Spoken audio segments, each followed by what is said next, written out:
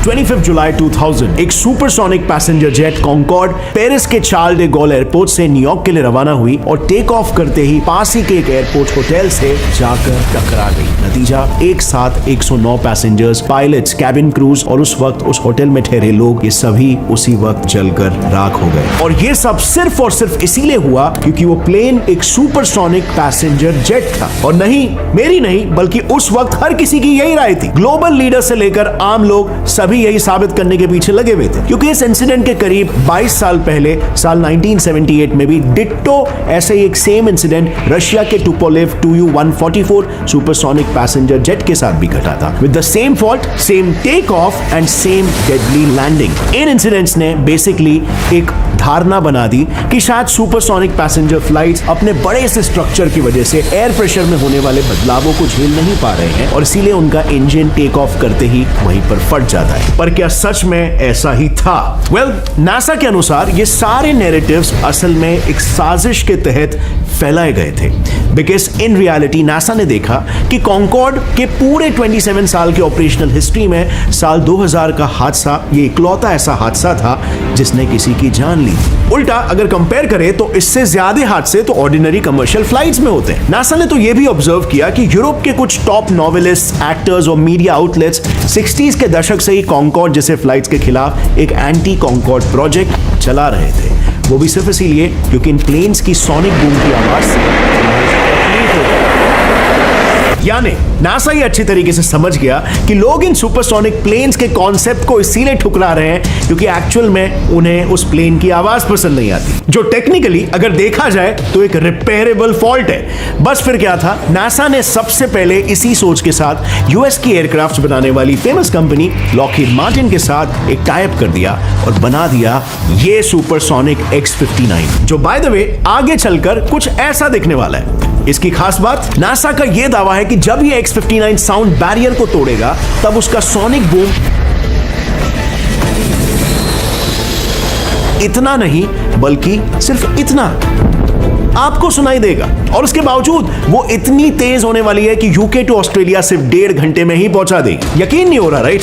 और होगा भी कैसे, क्योंकि उन दिनों अक्सर कॉन्कॉर्ड की फ्लाइट से काफी सारे पैसेंजर्स की कंप्लेन आया करती थी कि प्लेन काफी तेज तो चलती है लेकिन उससे आवाज भी बहुत खतरनाक आती है, साथ ही अंदर जोरदार झटके भी फील होते हैं। पर उन दिनों सुपरसोनिक प्लेन्स का स्ट्रक्चर ही इस तरह से डिजाइन किया जाता था कि ज्यादा से ज्यादा फोकस सिर्फ और सिर्फ स्पीड अचीव करने पर लगाया जाता था। उससे पैदा होने वाले सोनिक बूम और शॉक वेव्स को कम कैसा करना है, इस पर इतनी टिप्पणी नहीं होती थी। चलो आपको एक एनिमेशन से समझाता हूं कि मैं क्या बोल रहा हूं। जरा इस डॉट को देखो और सोचो ये एक सुपरसोनिक प्लेन है। इसमें आप ये देख सकते हो कि जैसे जैसे ये प्लेन साउंड की स्पीड तक पहुंचने लगता है, उसके आगे की हवा प्रेशर के साथ कंप्रेस होने लगती है, और फिर जैसे ही प्लेन साउंड बैरियर को तोड़ता है, वो प्रेशर झटके से रिलीज होने की वजह से प्लेन के इर्द गिर्द शॉक वेव्स भी बनने लग जाते हैं। अब वैसे तो देखने में ये प्रॉब्लम काफी खतरनाक लग रहा होगा, difficult to solve, but you know what, NASA ने अपने प्लेन में इसे मेजरली सिर्फ पैसेंजर की सीटिंग पोजीशन को बदलकर सॉल्व कर दिया। देखो, अब तक जितने भी सुपरसोनिक प्लेन्स बने थे ना, उनके डिजाइन्स कुछ ऐसे थे जिसमें पैसेंजर्स यहां पर बैठा करते थे। अब ऐसे में जब ये प्लेन सुपरसोनिक स्पीड से उड़ते थे तब हवा से सबसे पहले नोज और विंग्स, ये दो चीजें टकराती थी, और इसीलिए इनके पास बैठे पैसेंजर्स को शॉक वेव्स भी जोरदार महसूस होते थे। पर अब जरा नासा के अपडेटेड डिजाइन पर नजर डालो। यहां पर क्लियरली पायलट और पैसेंजर्स दोनों नोज से काफी पीछे पर विंग से काफी आगे बैठेंगे। यानी इस डिजाइन की वजह से पहले ऑलमोस्ट पूरा प्लेन किसी सुई की तरह पियर्स करते हुए साउंड बैरियर के आगे निकलेगा, और उसके बाद फिर उसके विंग्स थोड़े बहुत शॉक वेव्स बनाने लगे। Interesting, right? वेल, इंटरेस्टिंगली ये सिर्फ आधी ही सच्चाई है, क्योंकि इस प्लेन के बनाने के पीछे सिर्फ नासा की मेहनत नहीं बल्कि यूएस और जर्मनी के बीच की आपसी राइवलरी भी है। दरअसल नासा के X-59 को डिजाइन करने से पहले यूएस और जर्मनी के बीच एक जंग छिड़ी थी कि कौन सबसे ज्यादा हाईटेक प्लेन्स बना सकता है, और बस फिर इस जंग के चलते यूएस ने एक ऐसा सुपरसोनिक प्लेन बनाया जो दिल्ली से न्यूयॉर्क तक की दूरी महज 7 घंटों में तय कर सकता था। इसका नाम रखा गया द ओवरचर। यूएस का बेसिकली ये दावा था कि उनका ये प्लेन मैक 1.7 यानी 2100 किलोमीटर पर आवर या साउंड की 1.7 टाइम स्पीड को टच कर सकता है। लेकिन फिर भी जर्मनी को यूएस के डिजाइन में एक फ्लॉ नजर आ गया। जर्मन्स के अनुसार ओवरचर जो कॉम्पाउंड डेल्टा डिजाइन इस्तेमाल कर रहा है, उसी के वजह से विंग्स का ज्यादातर एरिया एयर के कांटेक्ट में आ जाएगा और ऐसे डिजाइन से फ्लाइट के दौरान प्लेन को एयर ड्रैग ज्यादा मिलेगा और इस ड्रैग के ऑपोजिशन की वजह से साउंड की स्पीड मेंटेन करने में प्लेन को बहुत ही ज्यादा फ्यूल इस्तेमाल करना पड़ेगा। नतीजा, जर्मनी ने इन गलतियों से सीखकर अपना एक खुद का डिजाइन निकाला by the name of single delta. इसमें जैसे आप देख सकते हो, विंग्स का एरिया कम करके जर्मनी ने नेचुरली एयर ड्रैग को कम कर दिया। पर देन साथ ही में जर्मन्स ने यह भी सोचा कि एयर ड्रैग को और भी ज्यादा कम करने के लिए क्यों ना इस प्लेन को उड़ाया ही ऐसे जाए जहां पर एयर काफी थिन हो। इससे एयर ड्रैग भी कम लगेगा और स्पीड भी साउंड के ऊपर ही बनी रहेगी। बस फिर क्या था, इसी सोल्यूशन पर अमल करके जर्मन्स ने सीधा एक हाइपरसोनिक प्लेन बना दिया कॉल्ड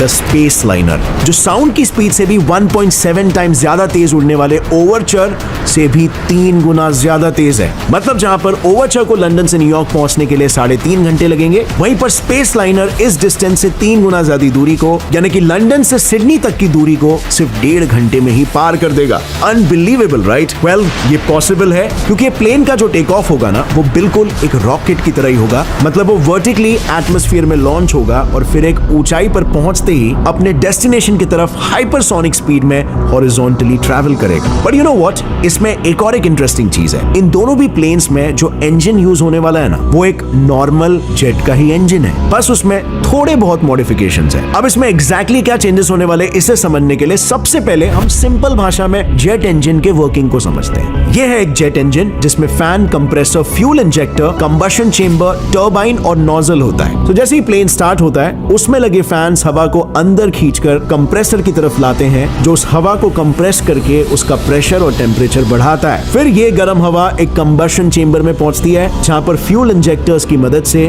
फ्यूल ऐड होता है। और अब जैसे ही फ्यूल ऐड होता है, वैसे ही air fuel mixture high temperature पर पहुंचकर टर्बाइन की तरफ आगे बढ़ता है और फिर बड़ी तेजी से ये हवा नोजल के जरिए बाहर फेंक दी जाती है, जिससे प्लेन आगे बढ़ता है। But there's a catch.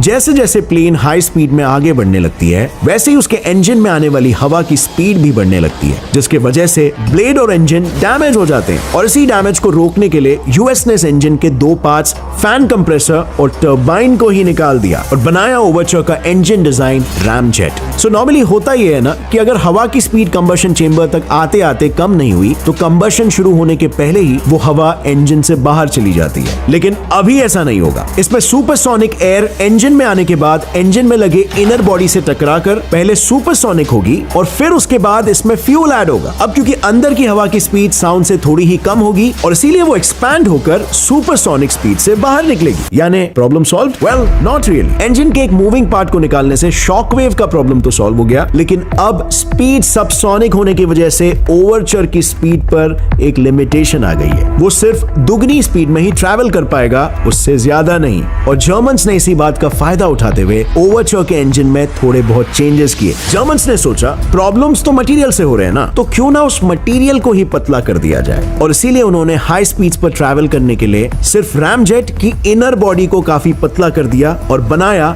एक हाइपरसोनिक जेट इंजन, स्क्रैमजेट। इसमें इनर बॉडी के पतले होने से सुपरसोनिक एयर बिना किसी से टकराए सीधा सुपरसोनिक स्पीड्स पर ही कंबशन चेंबर में एंटर करेगी। और इसके बाद इसके कंबशन इंजन के बाहर ना हो, इसीलिए इसमें लिक्विड हाइड्रोजन को यूज किया जाएगा, क्योंकि लिक्विड हाइड्रोजन तुरंत जल जाता है। अब क्योंकि इसमें सुपरसोनिक एयर का ही कंबशन हो रहा है, इसीलिए इंजन के बाहर जो हवा फेंकी जाएगी वो भी सुपरसोनिक ही होगी और प्लेन तेजी से ट्रैवल करेगा। यानी फ्रेंड्स, अगर देखा जाए तो स्पेस लाइनर प्लेन एक रॉकेट और प्लेन का हाइब्रिड है, क्योंकि इसमें ये रॉकेट की तरह टेक ऑफ कर रहा है और रॉकेट का ही फ्यूल इस्तेमाल हो रहा है। But on the other hand, अगर मैं यूएस की बात करूं तो यूएस ने जर्मन्स को पीछे डाल दिया।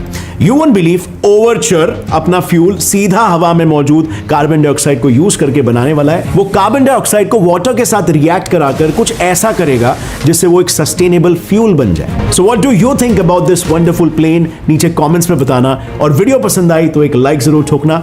क्यूरियस वीडियोस को आगे भी देखते रहने के लिए सब्सक्राइब कर लो और बेल नोटिफिकेशन ऑन कर लो ताकि आप मिस ना करो आगे। As always friends, stay curious, keep learning and keep growing. जय हिंद।